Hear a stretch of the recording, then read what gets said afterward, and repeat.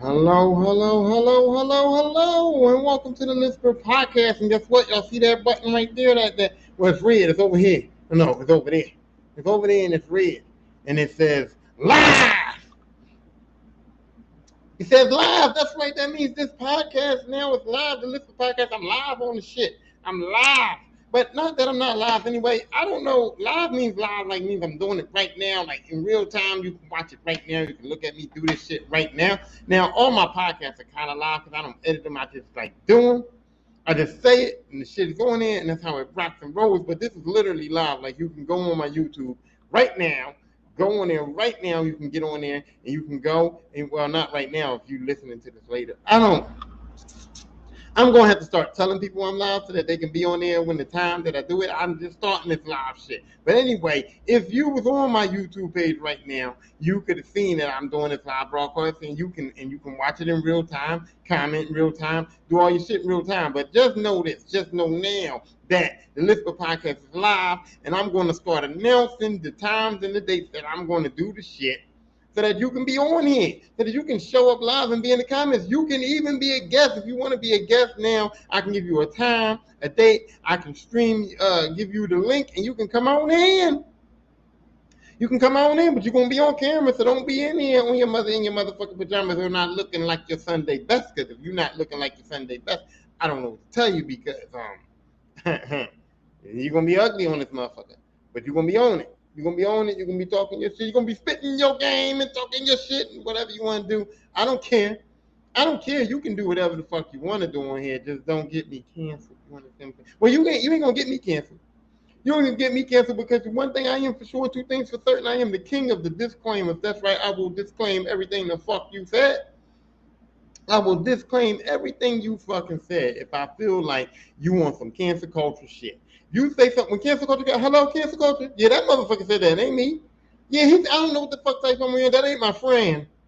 That ain't my friend. Now I don't even barely know him. He just jumped on my shit. I don't care if you was my mama. That bus is coming and I'm driving it. Ba boom, ba boom, ba boom, right over your ass. Cause you're not about to get me canceled. Ain't no fucking way I'm gonna let you. I might cancel myself, but I ain't gonna let you do it. But nonetheless. My co-host is back. That's right. His little dumbass cousin got fired. His coconut cousin got fired, but he's back. And as you can see, we already had some good times together. We already had some good times together since he came back from his little vacation. We about to have a little bit of a little time right now. So I'm about to pull it up. This is how ball out. Not too much. It's early. It's in the daytime. Y'all didn't know to see me on the live. If y'all on here, y'all know what time it is. Y'all know it's in the daytime. It's too early for shit. But, you know.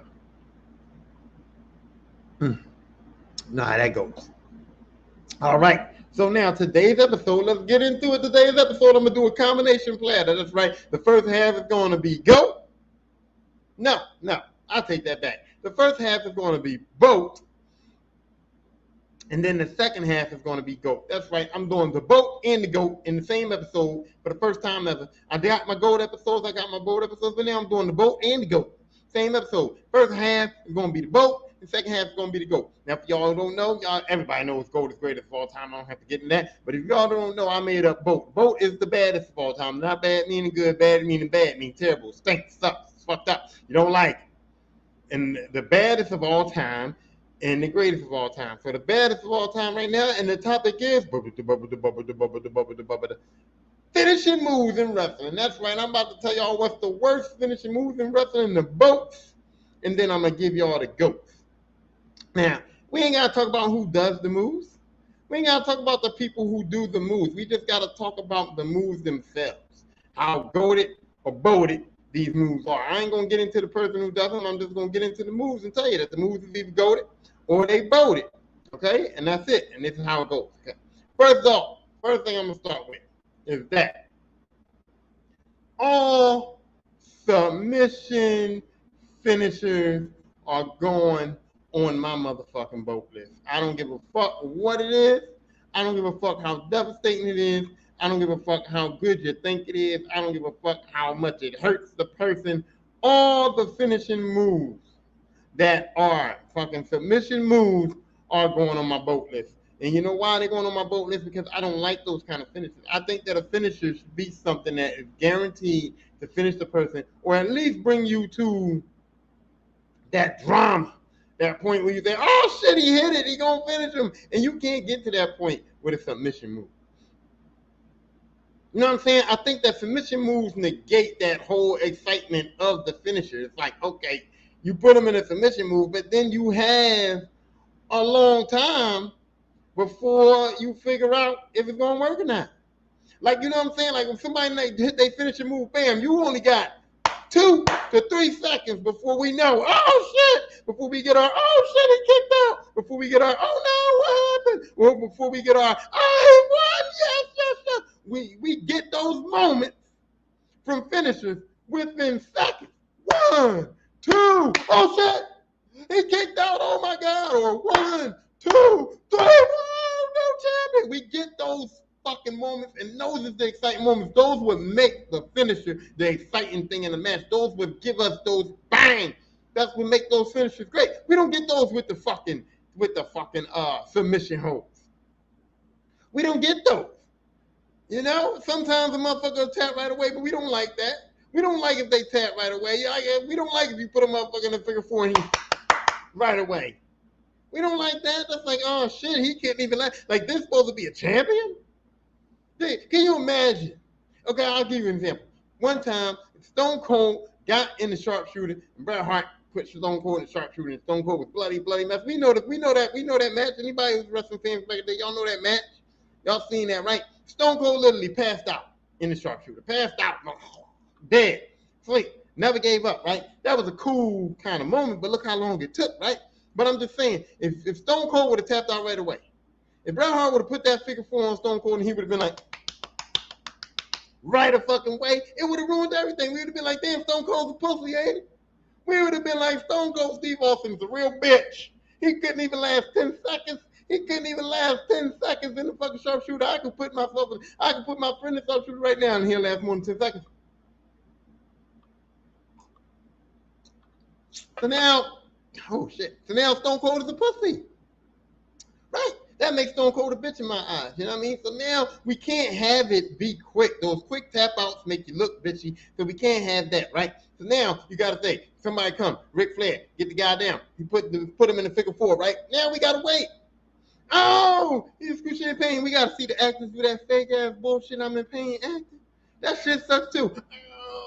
Oh, it hurts so bad. Oh, I'm in so much pain. Oh, and now we got to watch him try to get to the ropes. And it's long and it's drawn out, and I'm getting tired. And then we got to watch him almost get the ropes. Oh, we got to watch him do that dumbass reach for the ropes. Oh, please let me get the ropes. Please, Lord Jesus. And then they don't get him, or they do get him and they break the hold, or they don't get him and they don't break the hold, or we got to watch him try to do the reversal. Oh, he's trying to turn him over. He's trying to reverse it. Oh. And it's supposed to cause drama, but it don't. It don't cause drama. It actually 100% gets the fuck on my nerves. It just gets the fuck on my nerves. The only one that was exciting, the only one that really was exciting was when Bob Backlund did the chicken wing. The Bob Backlund chicken wing was exciting because Bob Backlund would go crazy behind you like this, and be wiggling. And Bob Backlund would go crazy, right? He'd be like this, and then Bob Backlund grabbed him and he put him in that chicken wing and he shake the shit out of him, and it just made it was just so funny. It was funny as fuck. It was funny as fuck, right? But it wasn't like good. It was just funny, and Bob Backlund looked crazy, and he would shake the shit out of people, and they would tap out, and the chicken wing, I know from experience, really does hurt. So, you know, the chicken wing was decent. But for you people who like the sharpshooter, who like the figure 4 leg lock, the figure 8 leg lock, the hurt lock, or the fucking, what is it called? Full Nelson, whatever you want to call it. Whatever you want to call it, $1 million dream, whatever you want to call it, all of the fucking submission moves are voted. Voteless. Don't want to see them, don't care about them. The second move that I'm going to put on the vote list, the second finisher that I'm going to put on the vote list, aside from submission holds, is the off the top the rope elbow.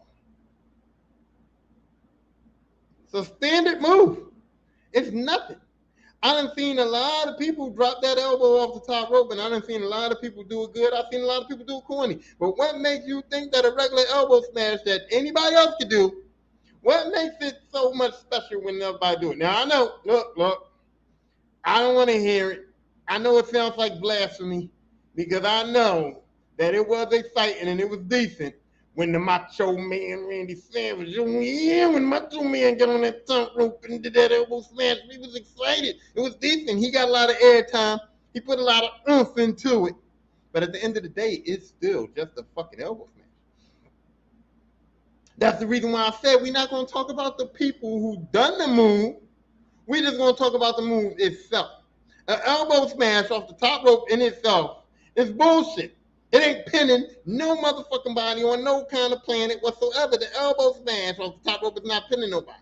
But yet Bailey uses it as a finisher. Macho Man uses it as a finisher. Bobby Eaton at times uses it as a finisher. And let's be clear. The way Bobby Eaton did it, the way Macho Man did it, the way Bailey did it was banging. Looks good. Makes me feel like it hurts. But at the end of the day, it's just a fucking elbow smash. And everybody has it in their arsenal. And some people get higher than Macho Man. Some people drop harder than the Macho Man.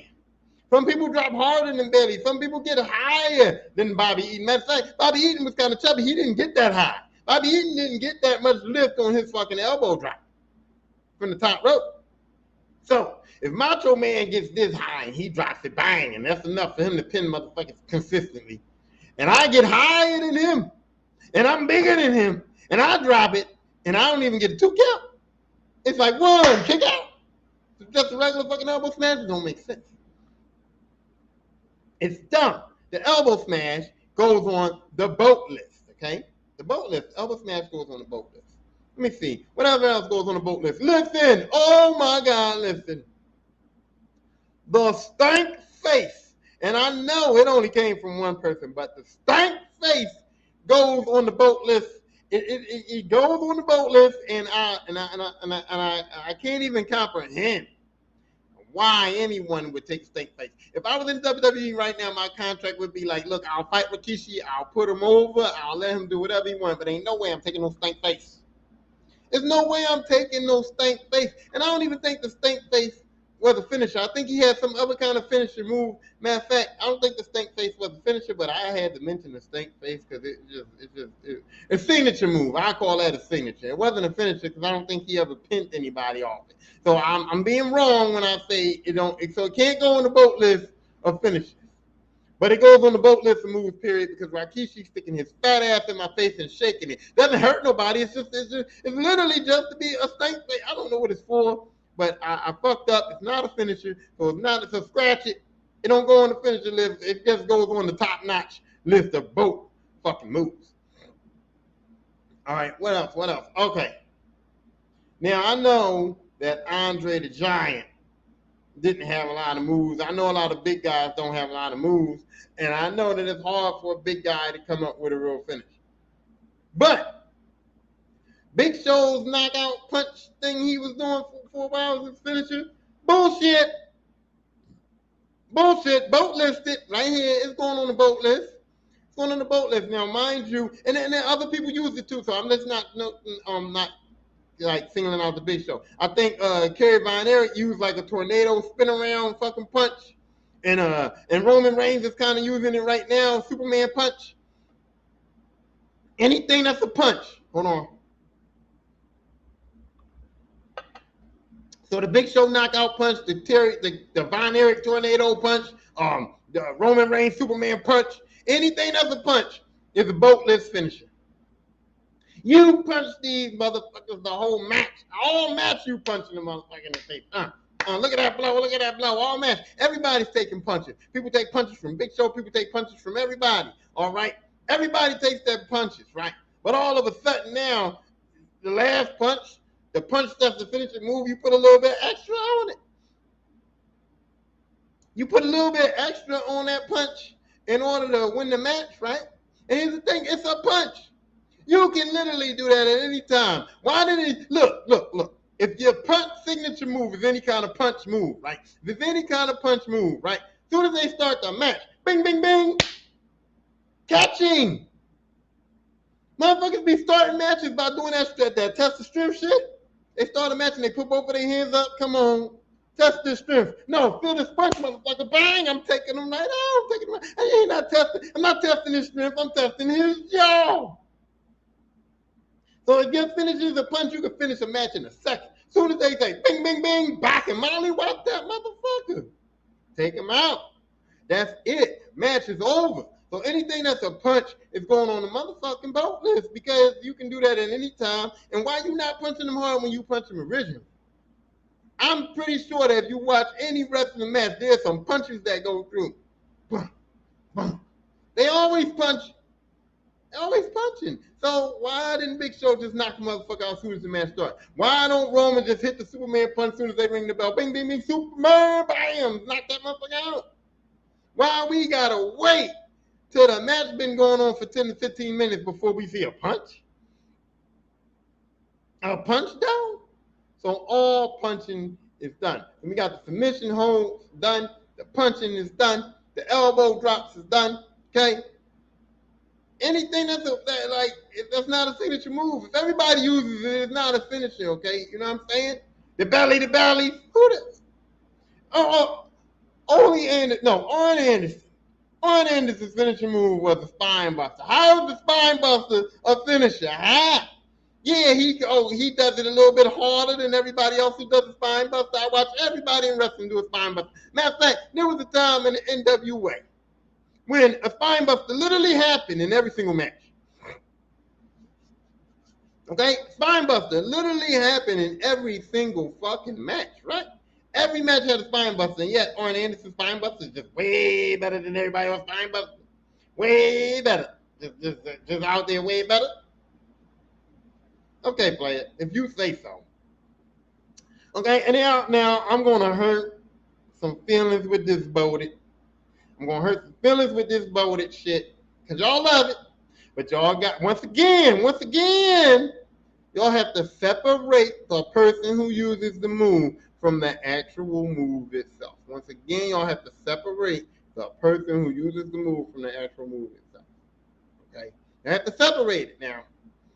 Because Undertaker's whole finishing moveset, along with Kane's, along with anybody else, along with the Giant was using it for a while. Big Show, the Giant, he was called the Giant in WCW. He was using it for a while. Omos kind of tried to reinvent the wheel on it, but it's still the same shit. Okay, so I'm just going with this. The choke slam is the BO.A.T. finisher. I don't care. The choke slam is corny. You pick a motherfucker up and choke him down. Bam! Slam him with a choke slam, right? Now, I just don't see the choke slam as a finisher. I just don't see it. It's not nothing. I don't feel like it's as impactful. I don't feel like it's good. I feel like it's boring. I feel like anybody can pick them up, pick them up, slam them down. I mean, like, look, they pick them up and they do suplexes, which uses their whole body weight. Bang! Pick them up, do power drive. Pick them up and do body slams and all kinds of shit. You know what I mean? So a choke slam to me is just like a regular, like a body slam. Now, I know the Undertaker can put their hand on the back and get him up real high. I know Big Show can get him up real high. I know the people that can get you up high and you coming from the sky and coming down and crashing down on your back and your neck. I don't know. I guess the choke slam could be devastating, but it's like, for me, it takes too long to set up. It takes too long to set up. That whole thing where you grab their neck, and then you hold them there for a second, and you're like, oh no, I can't get away. And then you pick them up. I mean, it's just, or you know the choke slam thing where they grab them, they choking them, and then they do their elbow to the side, and they break out of the choke slam. You know what I mean? That's the counter to it. I don't know. I just don't. It's boring. I don't feel like it has enough impact to be a finisher. And I just honestly 100% kind of don't like it. So I'm going to put that on the B.O.A.T. list because I think it's corny and I think it's B.O.A.T. and I think anybody can do a choke slam for real. Anybody that's big can choke slam somebody. And it only looks impactful when you on a fucking smaller guy. When Big Show choke slams the Undertaker, it looks dumb. He can't even get him up that high because Undertaker's so tall and long. And then when he throws him down, he can't throw him. So he kind of like lays him down. It's like, here, I'm going to lay you down on the mat. It looks gentle. It looks gentle. So the chokeslam works if you got Undertaker versus Rey Mysterio, where he have him all the way up in the sky in the Himalayas, and he come down with him. Yeah, it works then. Rey's dead. Rey Mysterio is dead. But will a chokeslam work on Brock Lesnar? No. Will a chokeslam work on The Rock? No. Will a chokeslam work on Edge? No. See what I'm saying? You see how bad the chokeslam looks to a bigger opponent? So the chokeslam only works when a big guy is wrestling a small guy. See? So that's what I'm saying. Chokeslam's out of there. Also, Tombstone Power Driver is out of there too. But while we at it, let's talk about the Tombstone Power Driver. Now I know Undertaker uses it, Kane uses it. They're the only two that I really seen use it. But let's talk about it, okay? The other power drivers that they used to use in the WWE when they used to jump and drop, well, everywhere, they was cool, but they was breaking necks, and they was real dangerous if you didn't do them right, so they kind of banned those. Paul Orndorff had the best one, but they kind of banned those Jones. And so then they went to, the Tombstone Power Driver. But the Tombstone Power Driver is not, it's a boat thing. It looks devastating when Undertaker do it. Undertaker made it look cool when he crosses your arms and rest in peace and all that. He made it look cool. He made it seem cool, but like I said, you got to separate the man from the move. And if you separate the man from the move, the Tombstone Power Driver is corny as fuck. Because you can clearly see that the man's knees hits the mat and the man's head, neck, body does not. Now, I know we're not trying to kill people. I know we're not trying to kill people in wrestling. I know we don't want to break necks. We don't want to injure folks. So I get it. But it's hard to sell a Tombstone Power Driver when I clearly see the knees hit the floor and the man's head don't touch it. I mean, it's clear. You can see it. It's clear as day. So it's like, how's he hurt? How's he dead? How's he resting in peace? How is he getting that 1, 2, 3? It's like a move where you can't disguise it. And I've seen somewhere they didn't even try to disguise it. I've seen somewhere Undertaker knees didn't go down first. I've seen somewhere the head actually hit the mat. And now I'm scared. Now I'm cringed. I'm not excited that Undertaker hit that move. I'm like, oh no, did he hurt him? Oh my God, is he injured? Oh, that looked bad. Oh, I'm worried now. It took away my excitement from the match because now I'm worried. I'm worried if this other wrestler is hurt. So now I'm not excited for the 1, 2, 3. I'm not excited for the kick out. I am kind of, matter of fact, I am kind of excited for the kick out because the kick out means he's not hurt. But at the same time, it's like, I don't want to know if he hurt or not. I want to know if that motherfucker get pinned or not. He ain't supposed to be hurt for real. You know what I mean? So it changes my emotion. It changes what I'm thinking about. It changes what I want to do. It just changes my whole image of the match and everything. So on one token, it looks bad. It looks corny as fuck. It looks like the man ain't hurt. We can see the knees was down. We can clearly see that Tombstone one hit right. And we don't give a fuck. It's Undertaker. He gonna pin him. Cool. We want Undertaker to win. Yay. But I'm sitting there like, that's some bullshit. That's corny as fuck. But on the other hand, if it's done to look good and it's done to look goddamn and it's done to look great, how it's supposed to be, and it's done to look convincing, it's scary. So yeah, I don't want to see no tombstones. I'm glad the Undertaker's going, and I'm not glad he's going. I'm not glad the Undertaker's going for real. Like, come on now, fuck. Undertaker's one of the greatest. I'm not glad that he's going for real like he had to retire, but I'm just glad that, I'm going to put it like this. Undertaker's going. And I'm glad that nobody else has decided to adopt this Tombstone Power Drive. They just let Undertaker have it, and they let it go. And nobody else is using it, and that's good because it's a boat move. The Tombstone Power Driver is a boat finisher, okay? It's boated. It ain't goated. It's boated, all right? And now, let me see, what else? Who else finishes I didn't like? Okay, let me go to Earthquake. Earthquake had the Earthquake finisher. Now, let me tell you something, okay? Any kind of finisher like that, I can't boat them, but I want to because they're corny as fuck, but I can't. Any kind of fat guy drop on you finisher, you want to boat that shit because it's corny as hell. You want to boat it because it's corny as hell, but you ever heard that saying, use what you got to get what you want. Use what you got to get what you want. Oh, you got it, that big old fat ass. Oh, you got it, that big old fat ass. big old fat ass works on a woman, but it works on a man too, especially a wrestler. That's right. When you King Kong Bundy, when you Earthquake, when you Typhoon, when you Andre the Giant, when you are Yokozuna, and you got that ass, that's right. You can use it. You can use it. It's convincing. It's convincing. It's just a corny ass move. You just literally go and sit on a fucking man. It's corny. It's corny when you think about it. As a move, it's bolded. It's just like, I'm going to sit on him. It's corny as fuck. But it is efficient. Because when Yokozuna used to drag that motherfucker to the corner and go up there and bonsai drop on him with that big old ass, I used to think, oh man, that motherfucker's there, all the ribs are broke. But it wasn't scary because I know that Yokozuna ain't really sitting that 500. I know he ain't really dropping that 500-pound ass on him. I know he not, so I'm not scared that he got hurt. But the way, when you look at it, it's like, holy shit moly motherfucker. You get what I'm saying? So those moves are bolted because a lot, but if you're a big man, a big wrestler, and you got that round brown, that big old round brown, you know what I'm saying? The big old the Humpty dance. You can sit on a motherfucker and it's convincing. The move's corny as shit though. It's a boatless move. It's a boat finisher. I don't like it. It's corny as fuck. But it's convincing. And it works. And you can do it. But it's boated. It's boated. I don't like it. It's like a corny ass finisher. But I see why. It's a finisher, I can say. I see why they would use it. But as far as the move is concerned, that shit corny as fuck. But now I'm gonna tell you this. And this is not separating the man from the finisher. I can't do this one. I can't separate the man from this finisher. And this is the boatiest of the boats.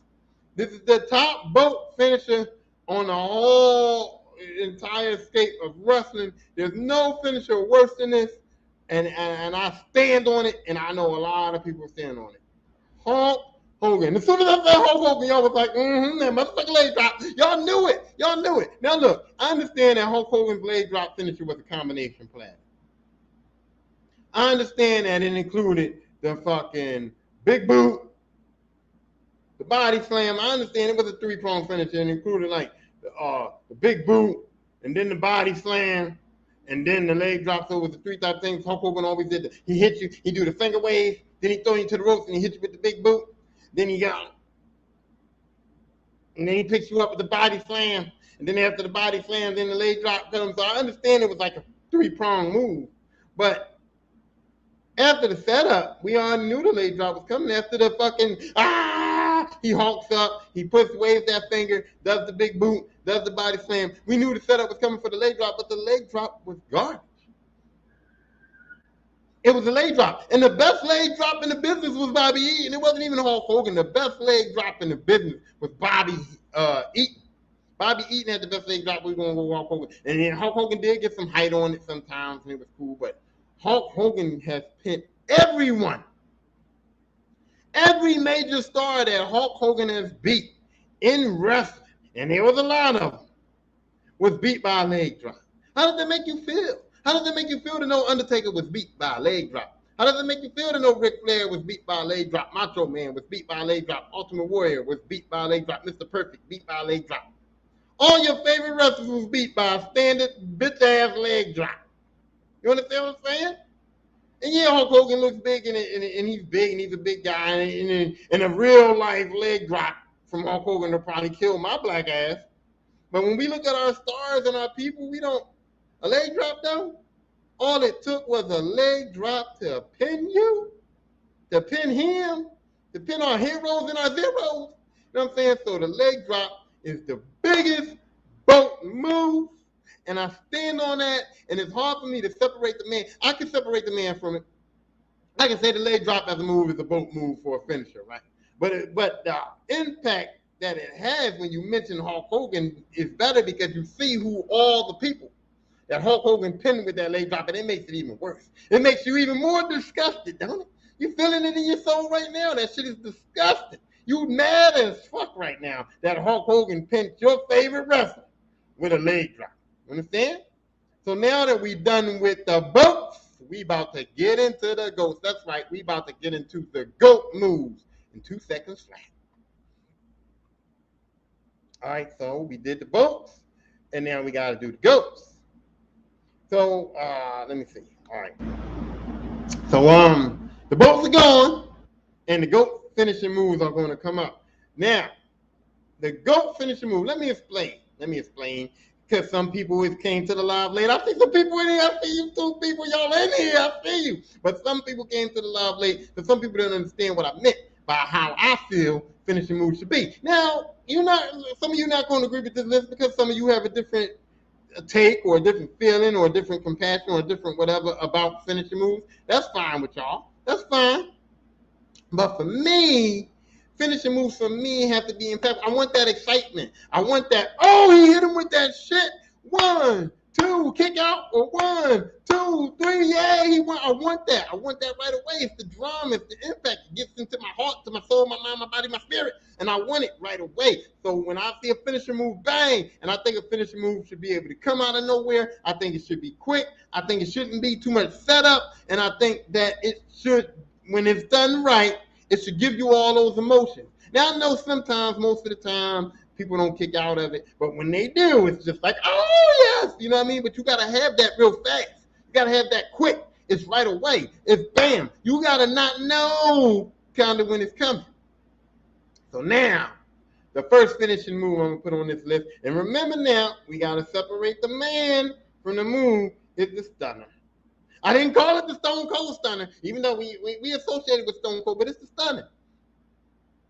The stunner is a great finishing move if it's pulled off properly. It's one of the best because you grab that man, bang, and it looks good. And Kevin Owens been doing it. Stone Cold did it. A lot. Some other people use the stunner, and it's great because it looks good. No matter how, even if you botch it still looks good. And the way some people sell it, The Rock was a great seller of it because he would jump up into the air. You know, Shawn Michaels would sell it because he would look like he would die. Like there's a lot of great. The Stone Cold Stunner, stunner is an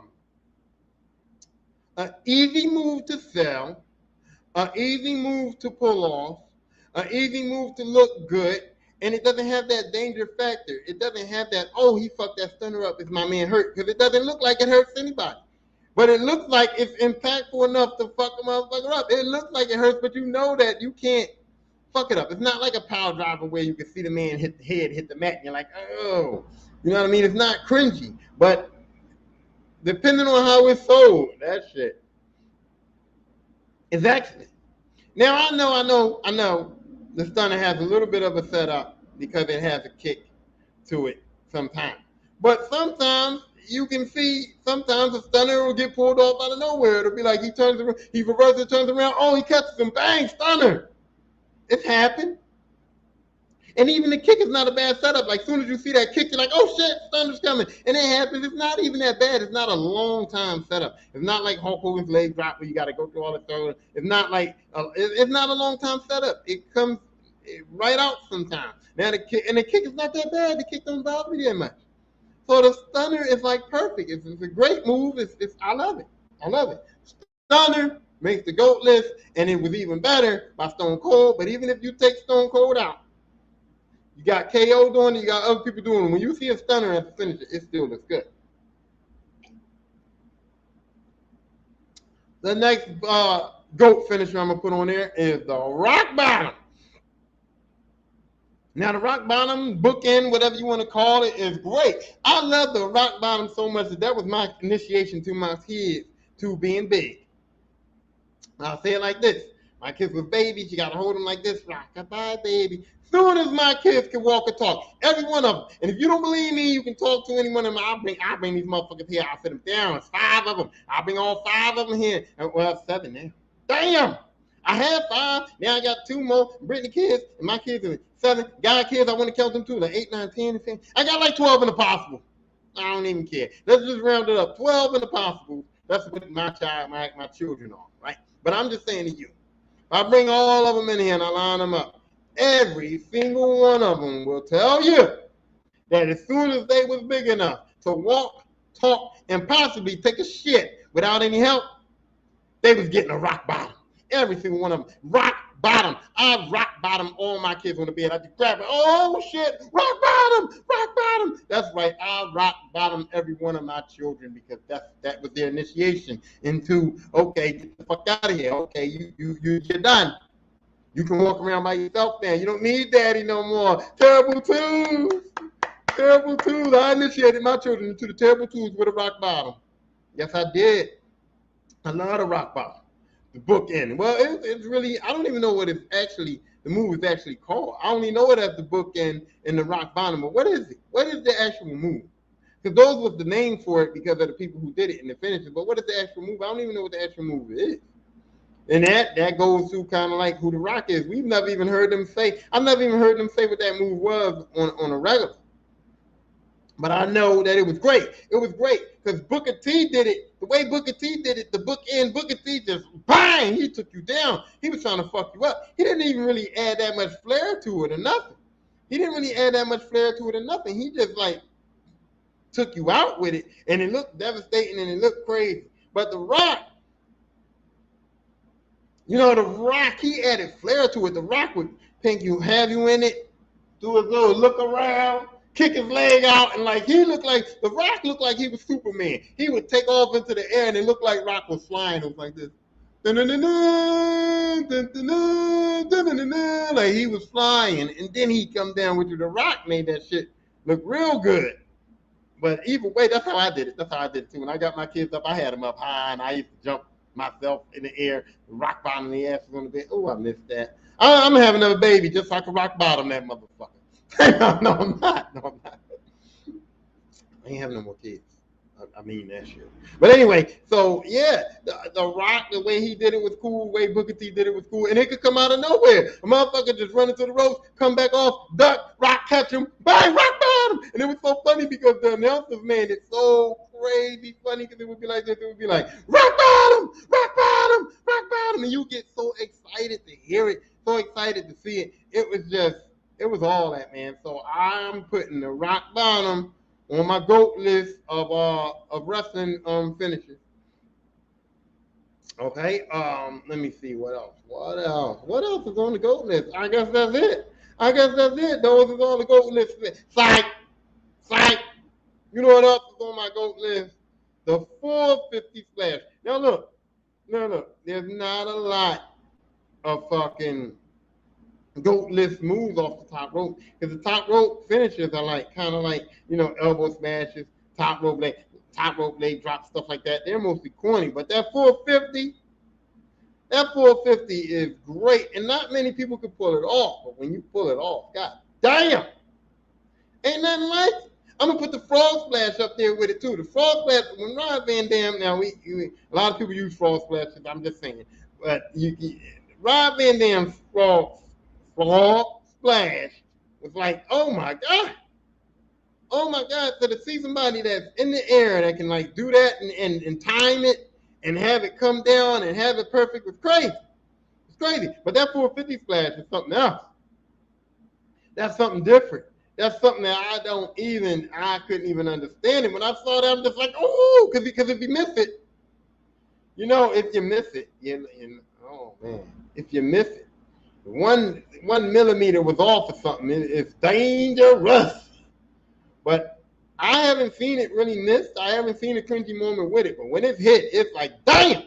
It's so exciting to see. I don't even care about the 1, 2, 3 after that. I just want to see him do it. I just want to see that. Woo, woo, woo, bam, woo, woo, bam. That shit is exciting. So the 450 splash, I think Evan Bourne did it. A couple other people use it. The luchadors, you know, the luchador wrestlers use it a lot. But man, oh man, that thing is a decent move. And you know what else I'm putting on this GOAT list? Now, this is another move that is hard for me to separate it from the person who does it because I don't know the name of it outside of this person. I know that it's called the 619, and Rey Mysterio does it. And the 619 to me is a great move. I love it, but I don't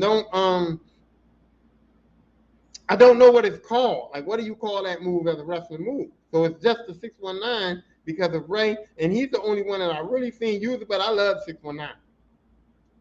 I love the 619 because it does have a setup, but the setup is cool because That's how I imagine the motherfucker would do. Like when Ray trips them into the ropes and they fall into the ropes and they dangling there, that shit is funny to me. It's like if you did trip somebody and they fell into the ropes, that shit was funny. And then for him to jump and spin his body through the ropes and kick somebody in the face 2 times with all his body weight spinning around and coming back and kick that man in the face, that shit is cool. And if it's sold right, that's another move that if it's sold correctly and done correctly, it looks fucking awesome. It looks fucking great when a man gets kicked in his face and blasts himself out of the ropes, like almost springboarding out of the ropes and back to the mat. And then Ray jumps on the ropes and does his springboard right off, splash onto him, bang, 1, 2, 3. Oh my God. That is exciting. Ain't nothing really better than that. Well, there's something better than that. But you know what I mean? You know what I'm saying? That shit is voted because that shit is great. The setup don't take too long. The setup is also exciting. And the other thing that's exciting about it is when the counter is exciting. The counter is exciting because when Ray drops you into the ropes and the motherfuckers go, and Ray goes and drops you to 619 and the motherfucker catches him, sometimes they catch him, or sometimes they'll grab his legs and push the motherfucker out to the floor. Okay, that's a good counter. So the counter is exciting, the move is exciting, and I give it to him. I give it to him. You know what else? Another boatless move is the twist of fate.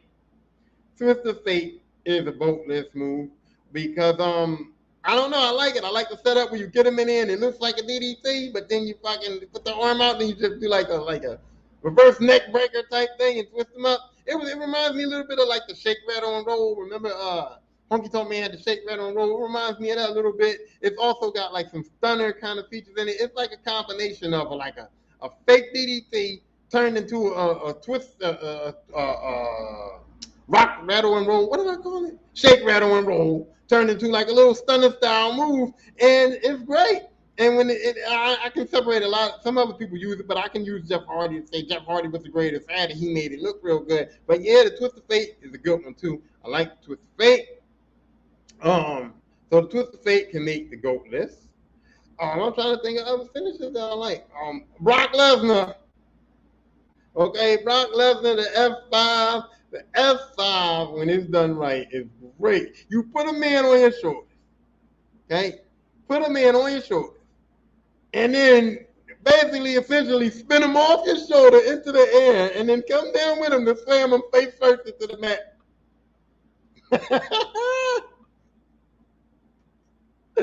Every time I see an F5, I'm just like, damn!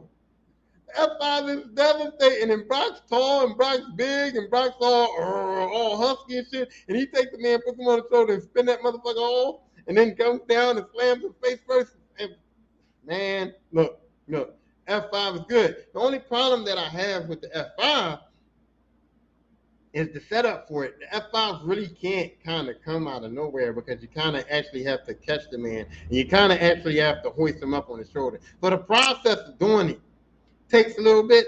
You know what I mean? It's not like you could just be like F5 like out of nowhere. You can't F5 him out of nowhere. So the process to do it is like, it's still kind of like almost like a setup move, but the move itself, the actual move itself, and the actual person that's doing it, I know you want to I know I said separate the person from the move, but anybody else, I don't know if they could pull that off. You know what I'm saying? I don't even know if anybody else uses it. But if somebody else uses it, it might look good, whatever. If I did it and it looked shitty, I don't know. But the F5 is going on the GOAT list, and I can separate it from Brock. I think the F5 would work with anyone. You know what I mean? Not Rey Mysterio. Rey Mysterio couldn't pull off F5. I just said that. When I said that, I just tried to imagine Rey Mysterio. I don't got much left.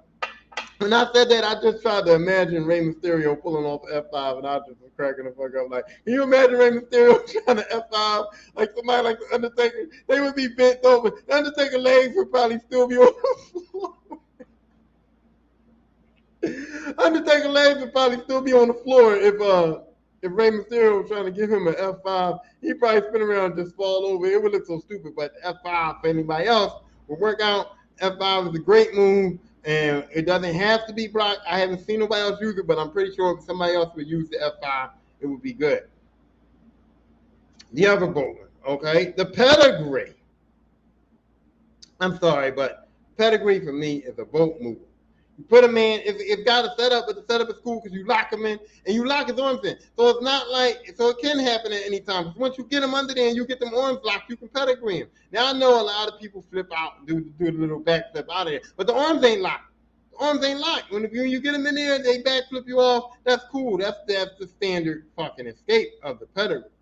But once you get up in there and you get it right, and other people have used it. Triple H is the one who's made it famous, but Seth Rollins uses it, and I've seen it other places. But once you get it locked, and once you pull off the pedigree correctly, it's unstoppable.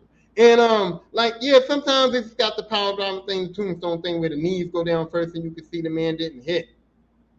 But when Triple H or Seth Rollins is in their bag, in their pedigree bag, you ain't no telling that jump and that stand down, and you know that the person can't get hurt for real because the way the pedigree is done, you can't really hurt the person. Maybe you can break a nose, maybe you can lose a tooth or something, but it's not a dangerous move where you could say, oh my God, somebody might break their neck or somebody might really get seriously injured. It's not that kind of move. So you don't think about the person getting injured when you see it. And if the pedigree is done right, if the jump is done right and the drop is done right, that move is devastating.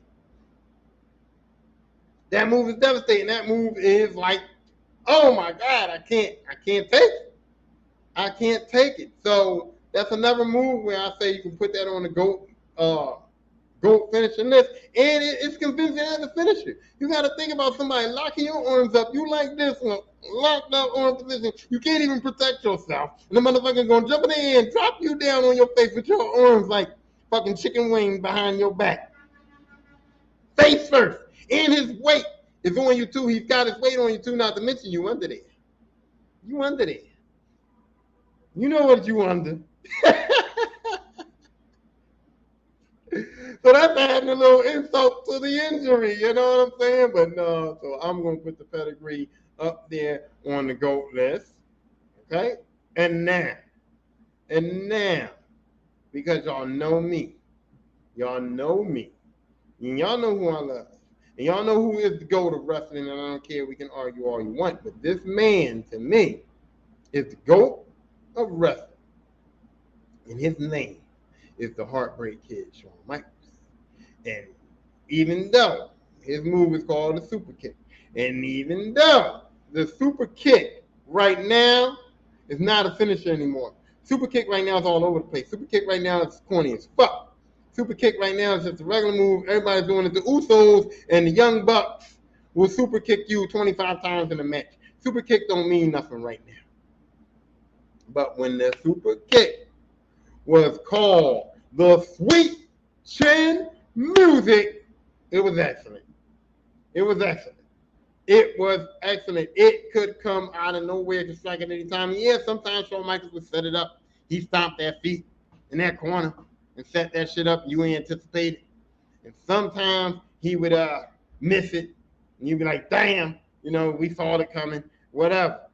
But when Shawn Michaels pulled that motherfucker out of nowhere, it was a shot. When it was like the match was going good and they was going back and forth, and then all of a sudden you hear that. You're like, oh shit. Because sometimes Shawn Michaels will pull that shit out and it would shock you. And if it was done great, right, and at the perfect moment, it was amazing. Like, for instance, the best super kick I ever seen, Sweet Chin Music. It was on Monday Night Raw, I think. Shawn Michaels was versus Shelton Benjamin. And Shelton Benjamin was putting on a performance, and Shawn Michaels was with him. It was probably Shelton Benjamin's best match.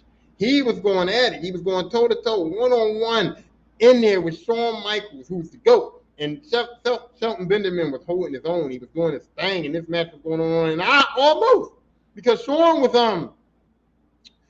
older at the time, and Shawn was at the point where he could have been in a position to put other wrestlers over. And I thought maybe, just maybe, Shelton Benjamin was going to win that match. But Shelton Benjamin went outside of that ring, jumped onto the top rope, springboarded off the top rope. Now, this man springboarded off of the top rope into the ring and caught a sweet chin on the come down. And I was just like, holy shit, that was the greatest sweet chin music I ever seen. This man springboarded himself into the ring and on the come down caught it. As he's flying down, that foot was going up. Caught him right on the button and took him out. Okay, and it's moments like that put the sweet chin music on the GOAT list. But now, I'm going with the GOAT finisher. And the GOAT finisher is the cutter. That's right, it's called a cutter. It could be a diamond cutter. It could be the RKO. It could be anybody can use it. But the cutter is the best finishing move on the planet because it's got everything. You can anticipate it. You can set it up. Randy Orton sets it up. Diamond Dallas Page sets it up when he used to do this. I'm about to give him the diamond cutter. Randy Orton sets it up when he goes down on the all fours and he I'm about to set this shit up. Yup, it happens. It can be set up. But man, oh man, it can also come out of nowhere. It can come out of nowhere, and that's the shit I'm talking about. When that cutter comes out of nowhere, it is awesome. And the way you sell it, the way this man literally jumps in the air, grabs you on the head, and brings you down to break your neck.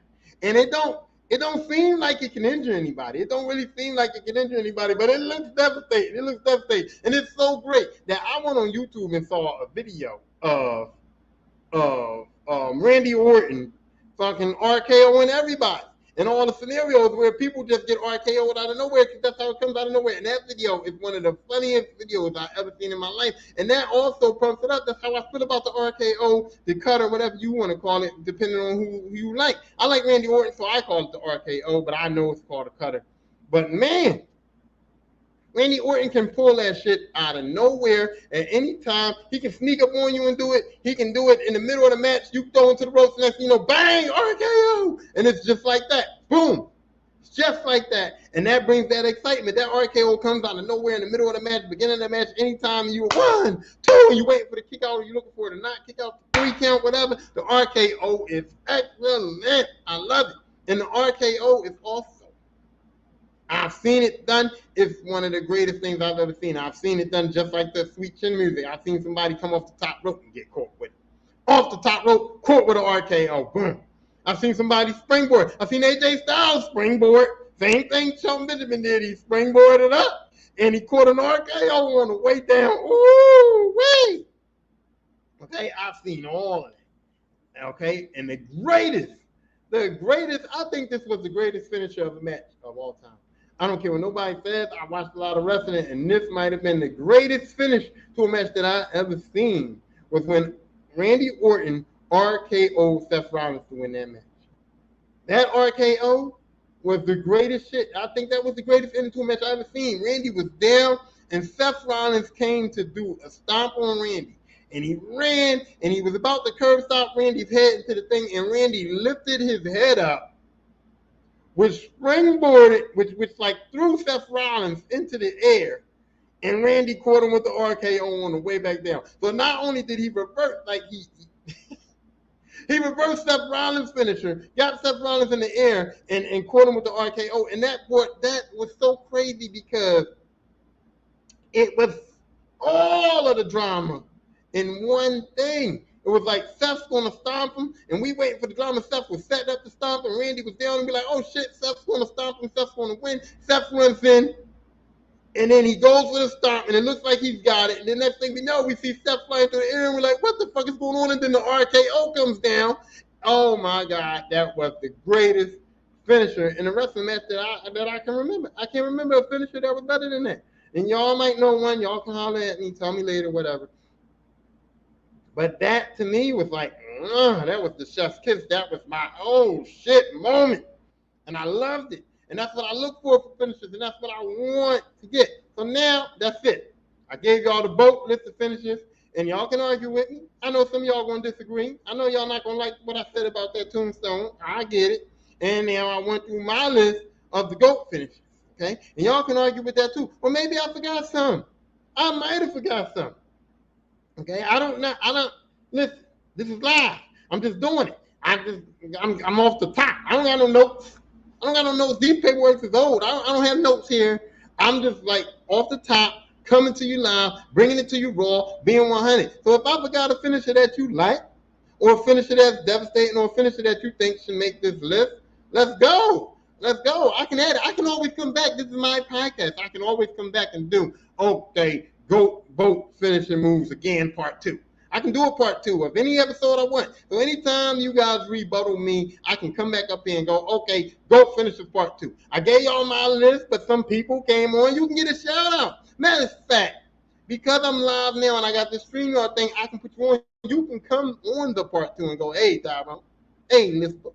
You said these were your GOAT finishers, but you forgot about this. How could you? How could you forget about this finisher this time? Or you say both finishers. You can say, how did you forget about this move? This move was terrible. You can bring up the perfect place. I wanted to bring up the perfect place, but it's just a suplex. But then the way he did it with the bridge and the holding for the pin, it was kind of cool, but I didn't think it was good enough to make the GOAT list. But I didn't think it was terrible enough to make the GOAT list. You understand what I'm saying? So some of your moves, you might be like, what about this? What about that? And I'm going to tell you, like, look, it's in the middle. If it's in the middle, it's not bad enough to be a GOAT. It's not good enough to be the GOAT. But we can argue with it. We can talk about it. We can make an episode about it. But for right now, I got my GOATs. I stand on them. I got my GOATs. I stand on them. And I'm going to be out. I don't have no shout-outs this time. I just want to say a Mr. Podcast. And I just want to say also, if you can, go on YouTube, check out the Starting 5 podcast. Because we be on there, and we be on some other shit on there too, and it's live too, and we grown men, and we get busy, and we talk about a lot of topics on there too. So if you like what you're hearing here, you also will probably like what you're hearing over there. So go check out the Starting 5 podcast. Continue to listen to the Lisper podcast, and I'm out.